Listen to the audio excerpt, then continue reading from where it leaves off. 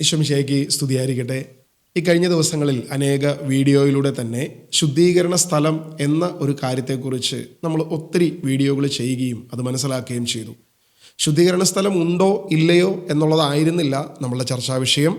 പകരം ശുദ്ധീകരണ സ്ഥലത്തെ ആത്മാവിന് തിരിച്ചു വന്ന് ഭൂമിയിൽ എന്തെങ്കിലും പ്രാർത്ഥനാ സഹായം തേടുകയും അങ്ങനെ ഈ ഭൂമിയിലുള്ള മനുഷ്യർ അവർക്ക് വേണ്ടി പ്രാർത്ഥിച്ച് അല്ലെങ്കിൽ അവർക്ക് വേണ്ടി എന്തെങ്കിലും ഒരു കർമ്മമോ പ്രവൃത്തിയോ ചെയ്തതുകൊണ്ട് ശുദ്ധീകരണ സ്ഥലത്തുള്ള ആത്മാക്കൾക്ക് രക്ഷ പ്രാപിക്കാൻ സാധിക്കുമോ എന്നുള്ളതായിരുന്നു പ്രധാനപ്പെട്ട വിഷയം. നമ്മളിത് പല പ്രാവശ്യം പറഞ്ഞതാണ്. എങ്കിൽ പോലും കേൾവിക്കാരെ സംബന്ധിച്ചിടത്തോളം ഇതൊരു വൈകാരികമായ വിഷയമായതുകൊണ്ട് തന്നെ നമ്മളൊരു കാര്യം പറയുമ്പോൾ ആദ്യം അവരുടെ കമൻറ്റ് ബോക്സിലും അവരുടെ റെസ്പോൺസുകളിലും കടന്നു വരുന്നത് ശുദ്ധീകരണ സ്ഥലം ഇല്ല എന്ന് പറഞ്ഞ നീ ഒരു പിശാചാണെന്നും അല്ലെങ്കിൽ എന്നിൽ പ്രവർത്തിക്കുന്ന ആത്മാവ് ശരിയല്ലെന്നുമുള്ള ചില പ്രസ്താവനകളായിരുന്നു. നമ്മൾ തിരിച്ചറിയുക, നമ്മൾ പറയുന്നത് പോലും ഗ്രഹിക്കാൻ കഴിയാത്തവണ്ണം ഹൃദയത്തെ അന്ധമാക്കിയിരിക്കുന്നത് ആരാണ് എന്ന് സ്വയം നമ്മൾ തിരിച്ചറിയണം. എന്താണ് ഞാൻ പറഞ്ഞു വെച്ചത്? ഞാൻ പറഞ്ഞു വെച്ച കാര്യങ്ങൾ എത്രയേ ഉള്ളൂ. ശുദ്ധീകരണ സ്ഥലത്തെ ഒരു ആത്മാവിന് തിരിച്ചു വന്നൊരു പ്രാർത്ഥന സഹായം തേടാൻ സാധിക്കത്തില്ല. സഭ തന്നെ പഠിപ്പിക്കുന്നു, സഭയുടെ പ്രബോധനങ്ങളിൽ വ്യക്തമായി പറയുന്നു, ആ ആത്മാവിന് എന്തെങ്കിലും ചെയ്യുക സാധ്യമല്ല. കാരണം അങ്ങനെ സാധ്യമായിരുന്നെങ്കിൽ ആ ആത്മാവ് തന്നെ പ്രാർത്ഥിക്കുമായിരുന്നു. അപ്പോൾ ആ ആത്മാവിന് ദൈവസന്നിധിയിൽ പ്രാർത്ഥിക്കാൻ കഴിയില്ല എന്ന് സഭ തന്നെ പഠിപ്പിക്കുന്നു. അപ്പോൾ ആ ആത്മാവിന് എങ്ങനെ ഭൂമിയിൽ വന്ന് പ്രത്യക്ഷപ്പെട്ട് നമ്മളോട് പ്രാർത്ഥനാ സഹായം തേടാൻ പറ്റുമെന്നുള്ളത് ഒരു വളരെ കൗതുകകരമായൊരു അവസ്ഥയാണ്. കാരണം ദൈവത്തോട് പറയാൻ കഴിയാത്തത് മനുഷ്യനോട് പറയാൻ സാധിക്കുമെന്ന് പറയുന്നത് അതൊരു വിരോധാഭാസം തന്നെയാണ്. എന്തായാലും നമ്മുടെ വികാരങ്ങളെ ചൂഷണം ചെയ്യുന്ന, നമ്മുടെ ഇമോഷനുകളെ ചൂഷണം ചെയ്തുകൊണ്ട് നമ്മുടെ പണത്തെ തട്ടിയെടുക്കുന്ന ഈ തിന്മയെ ഇനിയെങ്കിലും ദൈവജനം തിരിച്ചറിയട്ടെ. പ്രിയമുള്ളവരെ, വചനത്തിൽ നമ്മൾ വായിക്കുമ്പോൾ സുവിശേഷത്തിലാകട്ടെ ലേഖനങ്ങളിലാകട്ടെ പഴയ നിയമത്തിലും പുതിയ നിയമത്തിലും ഉടനീളം വരുന്ന ഒരു പ്രധാനപ്പെട്ട വിഷയമാണ് സ്വർഗ നരകം എന്നൊരു വ്യത്യാസം. അതായത് ശിക്ഷയെ അനുഭവിക്കുമെന്നൊരു തലം പഴയ നിയമത്തിലെ ചില നിഴലുകളെക്കുറിച്ച് പറഞ്ഞിട്ടുണ്ടെങ്കിൽ പുതിയ നിയമത്തിലെ യേശു ക്രിസ്തു വളരെ വ്യക്തതയോടുകൂടി തന്നെ സ്വർഗരാജ്യത്തെക്കുറിച്ച് അനേക പ്രബോധനങ്ങൾ നടത്തിയിട്ടുണ്ട്. അത് ഡയറക്റ്റ് റെഫറൻസ്, ഇൻഡയറക്റ്റ് ആയിട്ടല്ല, വ്യാഖ്യാനിച്ചല്ല നമ്മൾ സ്വർഗത്തെക്കുറിച്ച് മനസ്സിലാക്കുന്നത്. വളരെ വ്യക്തതയോടുകൂടി തന്നെ സ്വർഗത്തെക്കുറിച്ച് അനേക പ്രാവശ്യം വിശുദ്ധ ബൈബിൾ നമ്മളോട് പറയുന്നുണ്ട്. നരകത്തെക്കുറിച്ചും ശിക്ഷാവിധിയെക്കുറിച്ചും ന്യായവിധിയെക്കുറിച്ചും പഴയ നിയമത്തിൽ തന്നെ അനേക പ്രാവശ്യം ന്യായവിധിയെക്കുറിച്ച് പറയുന്നു. പലവിധ ന്യായവിധികൾ നമ്മൾ കാണുന്നു. ദൈവത്തിൻ്റെ ന്യായവിധി എന്ന് നമ്മൾ പഠിച്ചു കഴിഞ്ഞാൽ നമുക്ക് മനസ്സിലാക്കാൻ സാധിക്കും.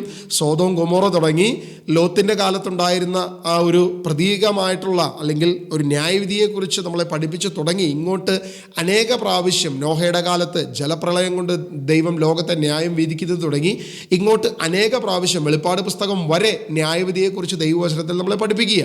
പാപം ചെയ്തവനുള്ള ശിക്ഷാവിധിയെക്കുറിച്ച് അനേകമായി നമ്മളെ പഠിപ്പിച്ചു വയ്ക്കുക. കൃത്യമായി നരകത്തെക്കുറിച്ചും സ്വർഗത്തെക്കുറിച്ചും ഡയറക്റ്റ് റെഫറൻസ് വിശുദ്ധ ബൈബിളിൽ നമുക്ക് അനേകമായി കാണാൻ കഴിയുമ്പോൾ ശുദ്ധീകരണ സ്ഥലത്തെക്കുറിച്ച് ഒരൊറ്റ റെഫറൻസ് പോലും ദൈവവചനത്തിൽ ഇല്ല എന്നുള്ളതാണ് സത്യം. എന്നാൽ ചില വചനങ്ങളെ നമ്മൾ എക്സ്പ്ലെയിൻ ചെയ്തതുകൊണ്ട് അല്ലെങ്കിൽ ഇങ്ങനൊരു ശുദ്ധീകരണ സ്ഥലമുണ്ട് അല്ലെങ്കിൽ ഉണ്ടാകാം എന്ന് സഭ പഠിപ്പിക്കുകയും തെന്ത്രോസ് ഊനോദോസിൽ അത് വ്യക്തമായി നമ്മളോട് സഭ പറയുകയും ചെയ്തു കഴിഞ്ഞപ്പോൾ ബൈബിളിൽ അങ്ങനെ ഒരു ഡയറക്റ്റ് റെഫറൻസ് ഇല്ല എന്നുള്ളത് അതൊരു സത്യം തന്നെയാണ്. അപ്പോൾ എന്തുകൊണ്ടാണ് ശുദ്ധീകരണ സ്ഥലം എന്നുള്ളത് ഡയറക്റ്റ് റെഫറൻസ് ഇല്ലാത്തത്? എന്നാൽ ശുദ്ധീകരണ സ്ഥലം ഇല്ലാത്തപ്പോൾ തന്നെ സ്വർഗത്തെക്കുറിച്ചും നരകത്തെക്കുറിച്ചും ഡയറക്റ്റ് റെഫറൻസ് ഉണ്ട്. അത് ദൈവവചനം നമ്മളെ പഠിപ്പിക്കുകയും ചെയ്തിട്ടുണ്ട് എന്നുള്ളത് നമ്മൾ പരിശോധിക്കുമ്പോൾ നമുക്കൊരു കാര്യം മനസ്സിലാക്കാം. ഒരു മനുഷ്യൻ പ്രത്യാശ വെക്കേണ്ടത് സ്വർഗത്തെക്കുറിച്ചാണ്, അവൻ ഭയപ്പെടേണ്ടത് നരകത്തെക്കുറിച്ചാണ് എന്ന് ദൈവീകമായിട്ടുള്ളൊരു ബോധ്യമാണ് സ്വർഗത്തെക്കുറിച്ചും നരകത്തെക്കുറിച്ചും ഡയറക്റ്റ് റെഫറൻസ് ഉള്ളത്. ഇനി ഒരു ശുദ്ധീകരണ സ്ഥലം ഉണ്ട് എന്ന് നമ്മൾ വിചാരിക്കുക, അങ്ങനെ ഉണ്ട് എന്ന് നമ്മൾ ചിന്തിക്കുകയാണെങ്കിൽ തന്നെ അതിനെക്കുറിച്ച് മനുഷ്യനോട് പ്രബോധിപ്പിക്കേണ്ട, പ്രതിപാദിക്കേണ്ട ഒരു കാര്യമില്ലെന്ന് സ്വർഗത്തിന് വ്യക്തമായി ബോധ്യമുള്ളത് കൊണ്ട്, അപ്പസ്തോലന്മാർക്ക് ബോധ്യമുള്ളത് കൊണ്ട്, യേശുവിന് അറിയാവുന്നത് കൊണ്ട് അതിനെക്കുറിച്ച് വിശുദ്ധ ബൈബിളിൽ യാതൊരുവിധ വാക്കും ഡയറക്റ്റായി പറയുന്നില്ല. അങ്ങനെ ഒരു സ്ഥലം ഉണ്ടെങ്കിൽ അത് ദൈവം വിശുദ്ധീകരിക്കട്ടെ. മനുഷ്യൻ അതേക്കുറിച്ച് ആകുലപ്പെടുകയോ അതിനുവേണ്ടി പ്രാർത്ഥിക്കുകയോ അതിനുവേണ്ടി എന്തെങ്കിലും പുതിയ തിയറി ഉണ്ടാക്കുകയോ ചിന്താക്കുഴപ്പത്തിലാക്കുകയോ ചെയ്യേണ്ട ആവശ്യമില്ലെന്ന് അത് സ്വർഗത്തിൻ്റെ നിയോഗമാണെന്ന് ഇതിനാൽ തന്നെ നമുക്ക് വ്യക്തമാണ്. അപ്പോസ്തലനായ പൗലോസ് കൊളോസ്യ ലേഖനം അതിൻ്റെ 1-ാം അധ്യായം അതിൻ്റെ 25-ാം വാക്യത്തിൽ അപ്പോസ്തലൻ നമ്മളോട് വെളിപ്പെടുത്തുന്ന ഒരു പ്രധാനപ്പെട്ട വിഷയമുണ്ട്. നിങ്ങൾക്ക് വേണ്ടി ദൈവം എന്നെ ഭരമേൽപ്പിച്ച ദൗത്യം വഴി ഞാൻ സഭയിലെ ശുശ്രൂഷകനായി ദൈവവചനം പൂർണ്ണമായി വെളിപ്പെടുത്തുക എന്നതായിരുന്നു ആ ദൗത്യം. അപ്പോൾ ദൈവവചനം പൂർണ്ണമായി വെളിപ്പെടുത്തുന്ന അപ്പസ്തലനായ പൗലോസ് ഒരിക്കൽ പോലും ഈ പറയുന്ന ശുദ്ധീകരണ സ്ഥലത്തെക്കുറിച്ച് ഡയറക്റ്റായി പറഞ്ഞിട്ടില്ല. ഇനി നമ്മൾ അപ്പസ്തലനായ പൗലോസിന്റെ ലേഖനങ്ങളിലുള്ള പല വിഷയങ്ങളും ഇപ്പൊ കഴിഞ്ഞ ദിവസം നമ്മൾ ചർച്ച ചെയ്തു. ഇങ്ങനെയുള്ള വിഷയങ്ങൾ നമ്മൾ എടുത്ത് വ്യാഖ്യാനിച്ച് അത് ശുദ്ധീകരണ സ്ഥലമാണ് എന്ന് പറയുകയാണെങ്കിൽ അപ്പസ്തലനായ പൗലോസ് വ്യക്തമായിട്ട് പറയുക, ദൈവവചനം പൂർണ്ണമായി വെളിപ്പെടുത്തുക എന്നതായിരുന്നു എൻ്റെ ദൗത്യം.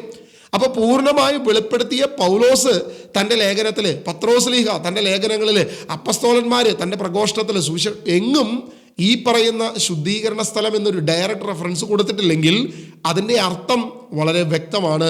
അത് മനുഷ്യനാകുലപ്പെടേണ്ട ഒരു കാര്യമേ അല്ല. ദൈവത്തിന് കഴിയും, എല്ലാത്തിനും ദൈവത്തിനും പൂർണ്ണമായി കഴിയുമെന്ന് വിശ്വസിക്കുന്നവരാണ് ഒരു ക്രിസ്ത്യാനി. അതുകൊണ്ട് ദൈവം വിശുദ്ധീകരിക്കാൻ സാധിക്കുന്നവനാണ് എന്നുള്ള വിശ്വാസമുള്ളത് കൊണ്ട് ദൈവം വിശുദ്ധീകരിക്കട്ടെ, മനുഷ്യന് അതിന് യാതൊരുവിധ റോളും ഇല്ല എന്നുള്ളത് ഇതിനാൽ തന്നെ വ്യക്തമാണ്. മനുഷ്യനെക്കുറിച്ച് ഹെബ്രായ ലേഖനം അതിൻ്റെ 9-ാം അധ്യായം 27 മുതൽ വാക്യങ്ങൾ നമ്മളോട് പറഞ്ഞിരിക്കുന്നത്, മനുഷ്യൻ ഒരു പ്രാവശ്യം മരിക്കണം, അതിനുശേഷം വിധി എന്ന് നിശ്ചയിക്കപ്പെട്ടിരിക്കുന്നു. അപ്പോൾ ഒരു മനുഷ്യനെ സംബന്ധിച്ചിടത്തോളം അവൻ ഒരു പ്രാവശ്യം മരിച്ചതിന് ശേഷം അവനൊരു വിധിയുണ്ട്. ആ മനുഷ്യനെ കുറിച്ച് യേശുക്രിസ്തു മത്തായി സുവിശേഷം അതിൻ്റെ 25-ാം അധ്യായം 31 മുതൽ അവസാന വിധിയെക്കുറിച്ച് വ്യക്തമായിട്ട് പറഞ്ഞു വെച്ചിട്ടുണ്ട്. ഇവിടെ മനുഷ്യപുത്രൻ എല്ലാ ദൂതന്മാരോടും കൂടെ മഹത്വത്തിൽ എഴുന്നള്ളുമ്പോൾ അവൻ തൻ്റെ മഹിമയുടെ സിംഹാസനത്തിൽ ഉപോഷ്ടനാവുകയും അവൻ്റെ മുൻപിൽ എല്ലാ ജനതകളും ഒരുമിച്ച് കൂട്ടപ്പെടും. ഇടയൻ ചെമ്മരിയാടുകളെ കോലാടുകളുടെ മുൻപിൽ നിന്നും വേർതിരിക്കുന്നത് പോലെ തന്നെ കർത്താവ് നമ്മളെ വേർതിരിക്കുന്നതിനെ കുറിച്ച് വ്യക്തമായി ദൈവവചനം നമ്മളോട് പറഞ്ഞു വെച്ചിരിക്കുക. അപ്പോൾ അതിന് മുൻപുള്ള എന്തെങ്കിലും ഒരു വിശുദ്ധീകരണം ഉണ്ടെങ്കിൽ അത് ദൈവത്തിന് മാത്രമേ സാധ്യമുള്ളൂ, മനുഷ്യന് അതിന് യാതൊരുവിധ റോളും ഇല്ല എന്ന് ഇതിനാൽ തന്നെ നമുക്ക് വ്യക്തമായി മനസ്സിലാക്കാൻ സാധിക്കും. യോഹന്നാന്റെ സുവിശേഷം 5-ാം അധ്യായം 26 മുതൽ നമ്മളോട് പറയുന്നത് ഇങ്ങനെയാണ്, സത്യം സത്യമായി ഞാൻ നിങ്ങളോട് പറയുന്നു, മരിച്ചവർ ദൈവപുത്രന്റെ സ്വരം ശ്രവിക്കുന്ന സമയം വരുന്നു, അല്ല വന്നു കഴിഞ്ഞു. ആ സ്വരം ശ്രവിക്കുന്നവർ ജീവിക്കും. എന്തെന്നാൽ പിതാവ് തന്നിൽ തന്നെ ജീവനുള്ളതുപോലെ പുത്രനും തന്നിൽ തന്നെ ജീവൻ ഉണ്ടാകുവാൻ അവിടുന്ന് വരം നൽകിയിരിക്കുന്നു. മനുഷ്യപുത്രനായതുകൊണ്ട് വിധിക്കുവാനുള്ള അധികാരവും അവന് നൽകിയിരിക്കുന്നു. ഇതിൽ നിങ്ങൾ വിസ്മയിക്കേണ്ട, എന്തെന്നാൽ കല്ലറകളിലുള്ളവരെല്ലാം അവൻ്റെ സ്വരം ശ്രവിക്കുന്ന സമയം വരുന്നു. അപ്പോൾ നന്മ ചെയ്തവർ ജീവന്റെ ഉയർപ്പിനായും തിന്മ ചെയ്തവർ ശിക്ഷാവിധിയുടെ ഉയർപ്പിനായും പുറത്തു വരും. ദൈവവചനം പറയും, നന്മ ചെയ്തവർക്ക് ജീവനും തിന്മ ചെയ്തവർക്ക് ശിക്ഷാവിധിയും. അപ്പോൾ മനുഷ്യന്റെ മരണശേഷം അവൻ്റെ വിധിയെക്കുറിച്ചും അത് എങ്ങനെയെന്നുള്ളതിനെക്കുറിച്ചും മത്തായി സുവിശേഷത്തിലും ലൂക്കാ സുവിശേഷത്തിലും സുവിശേഷങ്ങളിലൂടെ യേശു വ്യക്തമായി അത് നമ്മളോട് വെളിപ്പെടുത്തിയിട്ടുണ്ട്. യോഹന്നാന്റെ സുവിശേഷം 3-ാം അധ്യായം 18 മുതൽ വാക്യങ്ങൾ നമ്മളോട് പറയുന്ന ഒരു പ്രധാനപ്പെട്ട പ്രബോധനം നമുക്കറിയാം.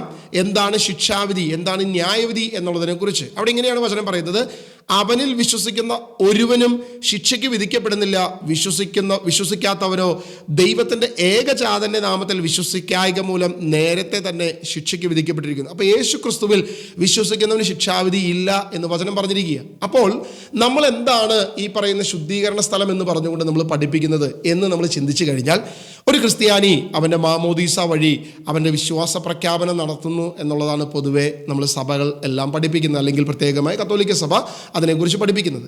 അപ്പോൾ മാമോദീസായിലൊരു കുഞ്ഞ് ഒരിക്കലും അവൻ്റെ വിശ്വാസം പ്രഖ്യാപിക്കുന്നില്ലെങ്കിലും പിന്നീട് അവൻ്റെ വിശുദ്ധ കുർബാനയുടെ സമയത്ത്, സ്ഥൈര്യലേപനത്തിൻ്റെ സമയത്ത് എല്ലാ വർഷവും അവൻ്റെ വിശ്വാസത്തെ പ്രഖ്യാപിക്കുകയാണ്. കാരണം നമുക്കറിയാം ഉയർപ്പ് തിരുനാളിൻ്റെ തലേ ദിവസം അവൻ്റെ വിശ്വാസത്തിൻ്റെ പ്രഖ്യാപനം വീണ്ടും എല്ലാ വർഷവും ചെയ്യുന്നുണ്ട്. ഇത് എത്ര ക്രിസ്ത്യാനിക്ക് അറിയാമെന്നുള്ളതിനെക്കുറിച്ച് പരിശോധിച്ച തുച്ഛവും തുലവുമാണ്. പകുതി പേർക്ക് ഇതിനെക്കുറിച്ച് യാതൊരുവിധ ബോധ്യമോ അറിവോ ഇല്ല എന്നുള്ളത് സത്യം തന്നെയാണ്. കാരണം മാമോദീസായുടെ അല്ലെങ്കിൽ സ്നാനത്തിൻ്റെ നവീകരണമാണ് ഈ പറയുന്ന ഉയർപ്പ് തിരുനാളിൻ്റെ തലേ ദിവസം നടക്കുന്നത് എന്നുള്ളത് വളരെ കുറച്ച് ക്രിസ്ത്യാനികൾക്ക് അറിയാവുന്നവരുണ്ടാകാം, ഇല്ല എന്നല്ല, പക്ഷേ അതിൽ അറിവുള്ളവർ കുറവാണ് എന്നുള്ളത് സത്യം തന്നെയാണ്. ഇവിടെ മാമോദീസായുടെ സമയത്ത് നമ്മുടെ മാതാപിതാക്കൾ അല്ലെങ്കിൽ സ്നാന മാതാപിതാക്കളാണ് വിശ്വാസം ഏറ്റുപറഞ്ഞതെങ്കിൽ വിശുദ്ധ കുർബാനയ്ക്ക് മുൻപ് വിശ്വാസം അവൻ തന്നെ അവൻ്റെ ആദരം കൊണ്ട് ഏറ്റുപറഞ്ഞ് യേശു കർത്താവാണെന്ന്, അവൻ എനിക്ക് വേണ്ടി മരിച്ചു എന്നെല്ലാം വിശ്വസിച്ച് ഏറ്റുപറഞ്ഞുകൊണ്ടാണ് അവൻ വിശുദ്ധ കുർബാന സ്വീകരിക്കേണ്ടത്. ഇങ്ങനെ ആ വിശ്വാസത്തെ ഏറ്റുപറഞ്ഞൊരു വ്യക്തി ആ വിശ്വാസത്തിൽ തുടരണം, ആ വിശ്വാസത്തിൽ പൂർണ്ണമായി തുടരണം എന്നുള്ളതാണ് സഭ പഠിപ്പിക്കുന്നത്. എന്നാൽ പള്ളിയിൽ വരാത്ത, കല്യാണത്തിന് മാത്രം വന്ന് ഒന്ന് വിശുദ്ധ കുർബാന സ്വീകരിച്ച, അല്ലെങ്കിൽ ആദ്യ കുർബാന സ്വീകരണത്തിന് ശേഷം പിന്നീട് വിവാഹത്തിൻ്റെ അന്ന് മാത്രം സ്വീകരിക്കുകയും പിന്നീട് യാതൊരുവിധ വിശ്വാസമോ ബോധ്യമോ ക്രിസ്തീയ ഒന്നുമില്ലാത്തൊരു ക്രിസ്ത്യാനി മരണപ്പെട്ട് കഴിഞ്ഞാൽ അവന് വേണ്ടി വിശുദ്ധ കുർബാന അർപ്പിച്ച്, അവന് വേണ്ടി ഒപ്പീസ് ചൊല്ലി, അവന് വേണ്ടി പ്രാർത്ഥിച്ച് അവന് ദൈവരാജ്യത്തിലേക്ക് എടുപ്പിക്കാമെന്ന് പറയുന്നത് അത് ശുദ്ധ ബോഷ്കാണ് എന്ന് നമ്മൾ തിരിച്ചറിയുക. ഇന്ന് ഈ പറയുന്ന ഒപ്പീസ് ചെല്ലുന്നത്, കുർബാന ചെല്ലുന്നത്, ശുദ്ധീകരണ സ്ഥലത്തെ ആത്മാക്കൾ വരുന്നത് എന്ന് പറയുന്നതെല്ലാം നമ്മൾ പരിശോധിച്ച് നോക്കിയാൽ നമുക്കറിയാം. മദ്യപാനിയായ ആളുകൾ, അല്ലെങ്കിൽ മദ്യക്കച്ചവടം നടത്തുന്ന ആളുകൾ, ഈ ഭൂമിയിൽ തിന്മ ചെയ്ത് ജീവിച്ച അനേക വ്യക്തികൾ, ക്രിസ്തീയ വിശ്വാസം തെല്ലും ഇല്ലാത്ത വ്യക്തികൾ, യാതൊന്നും അവർ പ്രഖ്യാപിക്കാത്തവർ, അവർക്ക് വേണ്ടിയിട്ടാണ് ഇത്തരം കർമ്മങ്ങളും ഇത്തരം പ്രവൃത്തികളും ചെയ്യുന്നത്. ഇവർക്ക് ഏതെങ്കിലും രീതിയിൽ ദൈവരാജ്യത്തിൽ എത്താൻ സാധിക്കുമോ എന്ന് ചോദിച്ചാൽ ദൈവവചനം അതിന് യാതൊരുവിധ അനുകൂലമായ നിലപാടുകളും പറയുന്നില്ല എന്നുള്ളതാണ് സത്യമായ കാര്യം. നമ്മളൊന്ന് തിരിച്ചറിയുക. നമ്മളെ നശിപ്പിക്കുന്ന, അല്ലെങ്കിൽ ജീവിച്ചിരിക്കുമ്പോൾ ഒരുവൻ വിശ്വാസത്തിൽ വരണമെന്നും പ്രവാചകന്മാരിലൂടെ അല്ലെങ്കിൽ മോശയിലൂടെ ദൈവവചനവും പ്രവാചകന്മാരും അവർക്കുണ്ട് എന്നാണ് ലാസറിൻ്റെ ഉപമയിൽ കൃത്യമായി ആ ലാസറിൻ്റെ ജീവിതം കാണിച്ചു വരുമ്പോൾ നമ്മളോട് കർത്താവായ യേശു ക്രിസ്തു പ്രബോധിപ്പിക്കുന്നത്. അതുകൊണ്ട് തൻ്റെ ജീവിതത്തിൻ്റെ അവസ്ഥയിലായിരിക്കുമ്പോൾ ഒരു വ്യക്തി വിശ്വാസം ഏറ്റുപറയണം. ആ വിശ്വാസത്തിൽ അവൻ ജീവിക്കണം. ക്രിസ്തുവിനെ പൂർണ്ണ ഹൃദയത്തോടെ, പൂർണ്ണ മനസ്സോടെ, പൂർണ്ണാത്മാവോടെ, പൂർണ്ണ ശക്തിയോടെ ആരാധിച്ചുകൊണ്ട് മുന്നോട്ട് പോകണം. അങ്ങനെ പോകുന്നവന് ഏതെങ്കിലും ഒരു കുറവോ ബലഹീനതയോ ഉണ്ടെങ്കിൽ അത് ദൈവം വിശുദ്ധീകരിക്കട്ടെ. യാതൊരുവിധ മനുഷ്യൻ്റെ പ്രവൃത്തിയും വേണ്ട എന്നുള്ളത് വിശുദ്ധ ബൈബിൾ നമുക്ക് നൽകുന്ന ഏറ്റവും വലിയ പ്രബോധനമാണെന്ന് നമുക്ക് തിരിച്ചറിയാം. റോമാലേഖനം അതിൻ്റെ 5-ാം അധ്യായം അതിൻ്റെ 18-ഉം 19-ഉം വാക്യങ്ങൾ നമ്മളോട് പറയുന്നത് എന്താണ് എന്ന് നമ്മൾ പരിശോധിച്ച് കഴിഞ്ഞാൽ, അങ്ങനെ ഒരു മനുഷ്യൻ്റെ പാപം എല്ലാവർക്കും ശിക്ഷാവിധിക്ക് കാരണമായതുപോലെ ഒരു മനുഷ്യൻ്റെ നീതിപൂർവമായ പ്രവൃത്തി എല്ലാവർക്കും ജീവദായകമായ നീതീകരണത്തിന് കാരണമായി. അപ്പോൾ ഒരുവൻ്റെ പാപം മൂലം സകലരും അടിമത്തത്തിലേക്ക് പോയിക്കൊണ്ടിരുന്നപ്പോൾ യേശു ക്രിസ്തു എന്ന ഒരേ ഒരു നീതിമാൻ, ഈ ഭൂമിയിൽ മനുഷ്യനായി പിറന്ന ദൈവപുത്രൻ, ദൈവം തന്നെയായ ക്രിസ്തു നമ്മളെ വീണ്ടെടുത്തു എന്നുള്ളതാണ് ഒരു ക്രിസ്ത്യാനിയുടെ വിശ്വാസം. ആ വിശ്വാസം ഇല്ലാത്തവന് അവൻ്റെ മരണത്തിന് ശേഷം എത്ര പ്രാർത്ഥന ചൊല്ലിയാലും എന്തൊക്കെ ചെയ്താലും യാതൊരുവിധ രക്ഷയും അല്ലെങ്കിൽ അവന് നിത്യജീവനിലേക്ക് കയറാൻ ഒരു വാതിലുമില്ല എന്ന് ദൈവവചനം നമ്മളെ പഠിപ്പിക്കുക. റോമാലേഖനം 10-ാം അധ്യായം അതിൻ്റെ 9-ഉം 10-ഉം വാക്യങ്ങൾ നമ്മളോട് പറയുന്ന ഒരു പ്രധാനപ്പെട്ട വിഷയമുണ്ട്. അതെങ്ങനെയാണ്? ആകയാൽ യേശു കർത്താവാണെന്ന് ആദരം കൊണ്ട് ഏറ്റുപറയുകയും ദൈവം അവനെ മരിച്ചവരിൽ നിന്ന് ഉയർപ്പിച്ചു എന്ന് ഹൃദയത്തിൽ വിശ്വസിക്കുകയും ചെയ്താൽ നീ രക്ഷ പ്രാപിക്കും. രക്ഷയെക്കുറിച്ച് വചനം പറയുകയാണ്. യേശു കർത്താവാണെന്ന് ആദരം കൊണ്ട് ഒരു ക്രിസ്ത്യാനി ഏറ്റുപറയണം. അവൻ്റെ ആവശ്യത്തിന്, അവൻ്റെ ഇഷ്ടത്തിന് പല ദൈവങ്ങളിൽ ആശ്രയിക്കുകയും പല ആചാരങ്ങളും അനുഷ്ഠാനങ്ങളും പലതും പോയി അവൻ്റെ ജീവിതം തകർന്നു പോകുന്നതല്ല ഒരു ക്രിസ്ത്യാനിയെക്കുറിച്ച് ദൈവം ആഗ്രഹിക്കുന്നത്. ക്രിസ്ത്യാനി യേശുവിനെ ഏറ്റുപറയാൻ തയ്യാറാകണം. അവൻ ഉയർപ്പിക്കപ്പെട്ടു എന്ന് വിശ്വസിച്ച് ഏറ്റുപറയണം. അങ്ങനെ ഏറ്റുപറയാത്തവരെ, എൻ്റെ നാമം ഏറ്റുപറയാത്തവരെ എന്തു ചെയ്യുമെന്നാണ് യേശു പറഞ്ഞത്? എൻ്റെ പിതാവിൻ്റെ സന്നിധിയിലും ദൂതന്മാരുടെ മുൻപിലും ഞാൻ തള്ളിപ്പറയും. അപ്പോൾ അങ്ങനെ തള്ളിപ്പറഞ്ഞിട്ടുള്ള വ്യക്തികൾക്ക് വേണ്ടിയിട്ട് എത്ര കുർബാന അർപ്പിച്ചിട്ട് കാര്യമുണ്ടോ? എത്ര ഒപ്പീസ് ചൊല്ലിയിട്ട് കാര്യമുണ്ടോ? എന്തൊക്കെ കർമ്മം ചൊല്ലിയിട്ട് എന്ത് കാര്യം? നിങ്ങളൊന്ന് ചിന്തിച്ചു നോക്കുക. ഇന്ന് നമ്മുടെ പല പൂർവികരും ഇങ്ങനെയല്ലേ അവരുടെ വിശ്വാസമായിരുന്നത്? യാതൊരുവിധ ക്രിസ്തീയ വിശ്വാസവുമില്ല. വെറും ചടങ്ങ് ക്രിസ്ത്യാനിയായി. അതായത് വർഷത്തിൽ ഒരിക്കൽ പോയി ഒരു ചടങ്ങിന് ഒരു ക്രിസ്തീയ ജീവിതം നയിച്ചിരുന്ന ഈ ക്രിസ്തീയ വിശ്വാസി മദ്യപാനിയായ, തിന്മ ചെയ്ത, പാപത്തിൽ ജീവിച്ച, വെറുക്കൂത്തുകളിൽ ജീവിച്ച, സകല ആചാരങ്ങളും അനുഷ്ഠാനങ്ങളിലും മാത്രം ജീവിച്ച ഈ ക്രിസ്ത്യാനിക്ക് വേണ്ടി നമ്മൾ എന്ത് ചെയ്ത്, എന്ത് പ്രവൃത്തി ചെയ്ത് രക്ഷ നൽകാമെന്നാണ് നമ്മൾ പറയുന്നത്? കർത്താവ് വ്യക്തമായിട്ട് പറഞ്ഞു, ഞാൻ അവരെ ദൂതന്മാരുടെ മുമ്പിൽ തള്ളിപ്പറയുമെന്ന്. ഒരുവന്റെ ജീവിതകാലത്തെ അവൻ്റെ പ്രവൃത്തിക്കൊത്തവണ്ണം അവൻ ഫലം നൽകുമെന്ന് കർത്താവായ യേശു ക്രിസ്തു പ്രഖ്യാപിച്ചിരിക്കുന്ന കാര്യമാണ്. അത് ധനാറയെക്കുറിച്ച് പറയുമ്പോഴും 1-ാം മണിക്കൂറിൽ വന്നവനും അവസാന മണിക്കൂറിൽ വന്നവനും മരണത്തിന് മുൻപിലെങ്കിലും കർത്താവിനെ ഏറ്റുപറഞ്ഞവർക്കും രക്ഷയുണ്ട് എന്ന് വ്യക്തമായി ദൈവവചനം നമ്മളെ പഠിപ്പിക്കുന്നു. അതിനെക്കുറിച്ച്, നല്ല കള്ളനെക്കുറിച്ച് നമ്മളെ കൃത്യമായി, നീ എന്ന് എന്നോട് കൂടെ പർദീസായിലായിരിക്കുമെന്ന് പ്രബോധനം നൽകിയ ക്രിസ്തു നമ്മുടെ കൂടെയുണ്ട്.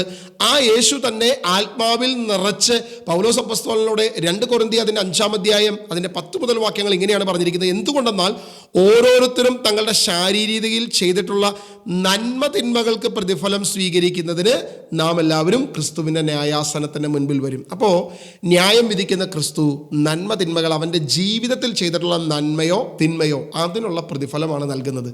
അതല്ലാതെ മരണത്തിന് ശേഷം, അവൻ്റെ ജീവിതത്തിന് ശേഷം, ഈ ഭൂമിയിൽ നിന്ന് അവൻ വേർപെട്ടതിന് ശേഷം അവന് വേണ്ടി ഏതെങ്കിലും പ്രവൃത്തി ചെയ്ത് ഏതെങ്കിലും ഒരു പ്രാർത്ഥന ചൊല്ലി അവനെ ദൈവരാജ്യത്തിലേക്ക് എത്തിക്കാം എന്ന ഒരു വ്യാമോഹം ഒരു ക്രിസ്ത്യാനിക്കും വേണ്ട എന്ന് വ്യക്തമായി ദൈവവചനം നമ്മളെ പഠിപ്പിക്കുക, അപ്പസ്തോലിക പാരമ്പര്യം നമ്മളോട് പറഞ്ഞു വയ്ക്കുക.